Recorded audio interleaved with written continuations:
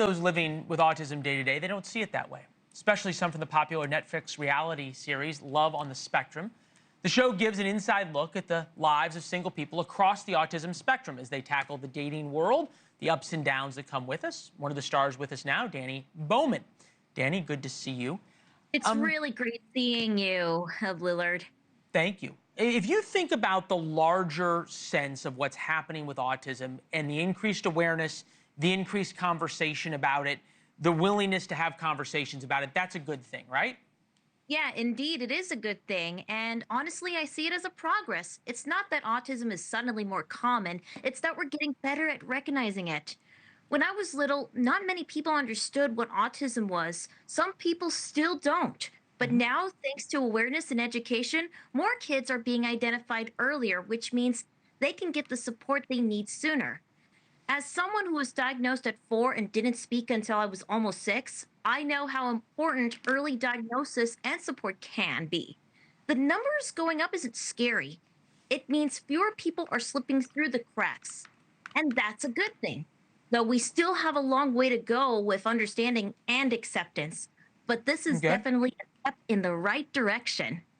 So that is the step in the right direction. I would agree with you there. RFK has said that they're going to launch this big testing and research phase on and on. I'm wondering if there's that old saying, it's not what you say, but how you're saying it. If what RFK is saying is a good thing, how he's saying it may be hurtful to folks like yourself.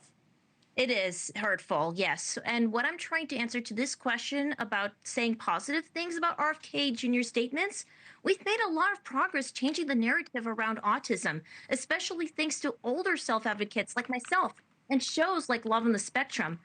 But I do recognize that autism is a spectrum, and that means not everyone's experience is the same. Some families are facing big challenges, especially with younger kids who may be nonverbal or have more intense behavioral needs. I didn't speak until I was nearly 6, as I've mentioned, and didn't have full language until around 11. I know my family would have done anything to help me, and I understand that deep desire to fix things when you feel unheard or desperate for the answers. That said, when public figures like RFK Jr. made comments that tie autism to harmful myths or false causes, it can undermine all the progress we've made. It reinforces the idea that we're broken or in need of a cure, and that's dangerous. People on the spectrum are not tragedies. We are people with potential, challenges, talents, and stories worth sharing. Parents of severely impacted kids deserve support, resources, and hope. That's true. Couldn't agree with you more. I want to play for you what Jillian Michaels had to say when I asked her about RFK's comments. Take a listen. Well, what's the worst thing if it is unrealistic? What happens if it's 6 months later? I mean, here's what isn't okay.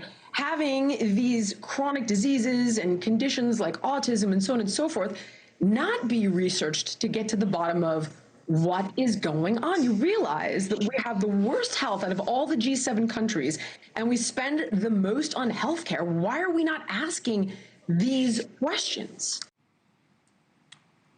I think you'd agree that these questions are important to ask, right? Yeah, that is definitely correct. I agree with you, Leland. But however, I don't think the autism is caused by these conditions or the food sources.